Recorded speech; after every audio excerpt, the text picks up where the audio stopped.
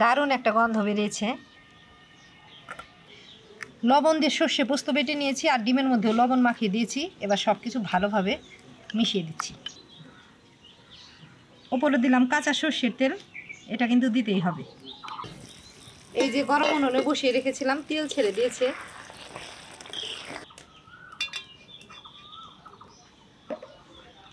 চিংড়ি মাছ দিয়ে তো যে কোনো সবজি রান্না করলেই ভালো লাগে। আর এখন বাজারে তো নতুন নতুন ভেন্ডি উঠেছে, তাই আজকে ভাবলাম ভেন্ডি দিয়ে চিংড়ি করব। এখানে চিংড়ি মাছ নিয়েছি আর ভেন্ডি নিলাম। এবার এগুলো পরিষ্কার করে কেটে বেছে নেব। গোটা কেটে বাদ দিলাম আর এই যে আগাতেও একটু কেটে দিলাম।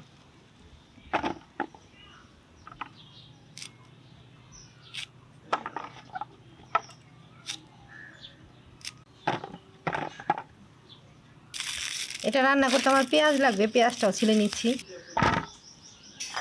চিংড়িগুলো বেছে নিলাম, এবার পরিষ্কার করে ধুয়ে নেব। মাছগুলো বেছে পরিষ্কার করে ধুয়ে নিলাম। এবার নুন হলুদ দিয়ে মেখে রাখবো। হলুদ গুঁড়ো, নুন, ঢাকা দিয়ে রাখলাম। উনুন ধরিয়ে কড়াই বসিয়ে দিলাম, কড়াইতে দিয়ে দিলাম জল। মেয়ের বাবা তো চিংড়ি মাছ খায় না, তার জন্য এই একই মশলা দিয়ে কয়েকটা ডিম ভাপা করবো।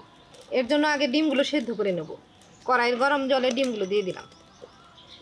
ডিম সেদ্ধ হতে হতে এদিকে আমি সব মশলাগুলো বেটে রাখবো। পাটাতে নিলাম ধনে, ধনের মধ্যে জিরেও নিয়ে নিলাম। এবার একসাথে বেটে নিচ্ছি।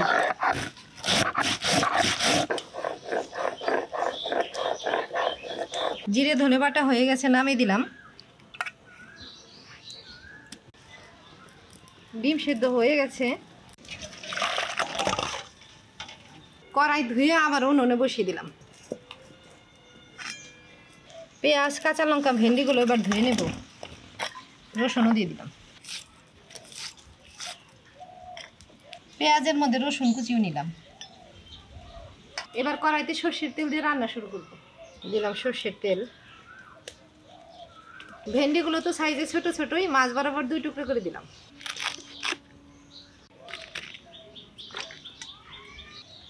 এদিকে কড়াইয়ের তেল টনটনে গরম হয়ে গেছে। এবার পেঁয়াজ কুচি, রসুন কুচি দেব। দিলাম গোটা জিরে। পেঁয়াজগুলো হালকা ভাজা ভাজা করে নিলাম। এবার নুন হলুদ দিয়ে মাখানো চিংড়ি দিলাম।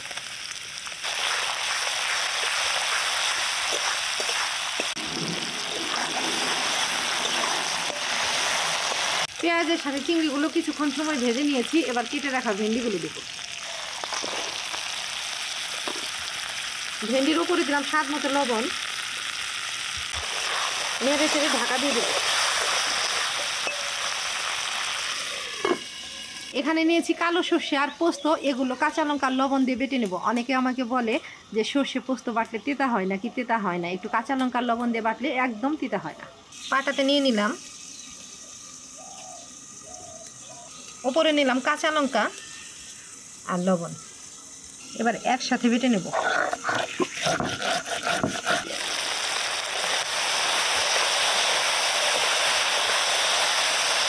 চিংড়ির সাথে ভেন্ডিগুলো অল্প ভেজে নিলাম। এবার কিছু মশলা দিব। দিলাম হলুদ গুঁড়ো, জিরে ধনে বাটা, অল্প জল দিয়ে ভালোভাবে কষিয়ে নেব।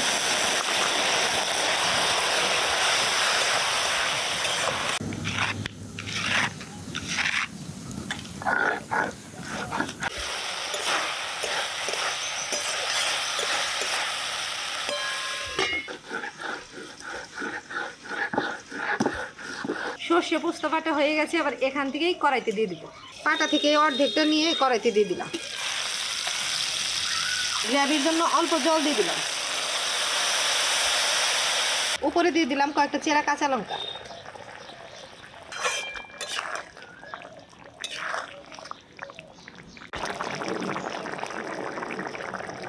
এবার গরম উনুনে 5 মিনিটের মতো ঢাকা দিয়ে বসিয়ে রাখবো।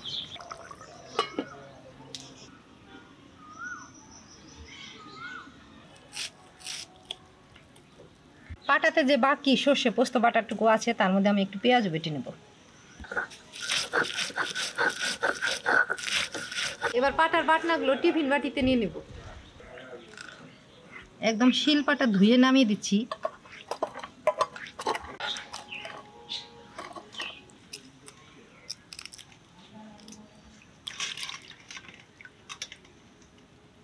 সেদ্ধ ডিমগুলো ছেলে নিয়েছি, এবার বটি দিয়ে যে এইভাবে কেটে দিচ্ছি।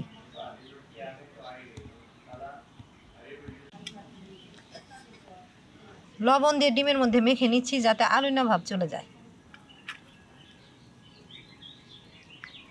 আর একটু লবণ দিয়ে এই পেঁয়াজ কুচিগুলো ডলে দেব। ডিম, পেঁয়াজ কুচি সব কিছুর কাজ হয়ে গেছে, এবার সব কিছুই বাটির মধ্যে ভরে নেব।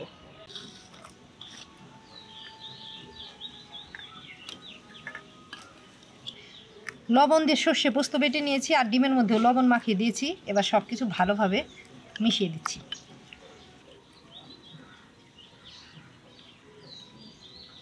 হাত ধুয়ে অল্প জল দিলাম, উপরে দিলাম কাঁচা সর্ষের তেল, এটা কিন্তু দিতেই হবে।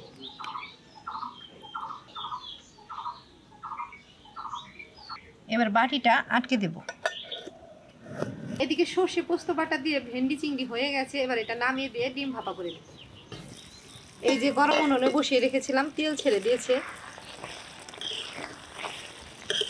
একদম মাখা মাখা হয়ে গেছে।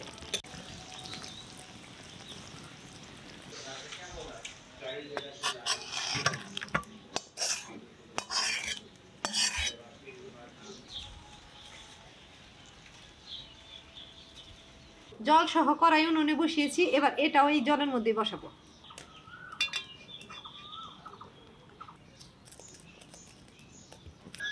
ডিমের বাটিটাও কড়াইতে বসাবো আর ঢাকনা দিয়ে কড়াইটাও ঢেকে দিলাম। এবার মিনিট 15 ভাপিয়ে নেব।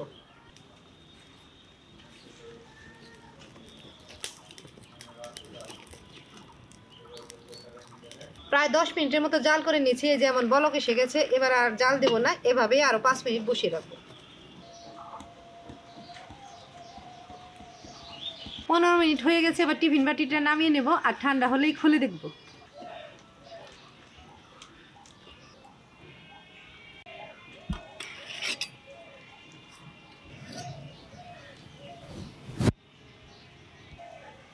দারুণ একটা গন্ধ বেরিয়েছে।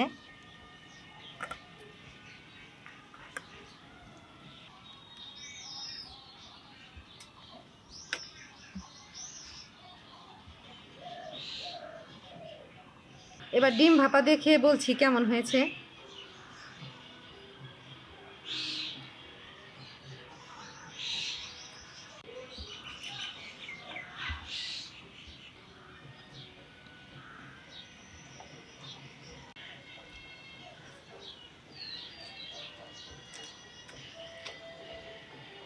তোমরা তো ডিম অনেকভাবে রান্না করে খাও, তো আমি আজকে যেভাবে ভাপা করলাম এভাবে একবার করে খেয়ে দেখো, আশা করি খুব ভালো লাগবে। আর প্লিজ তোমরা তো আমাকে কমেন্টেও জানিও কেমন লাগলো।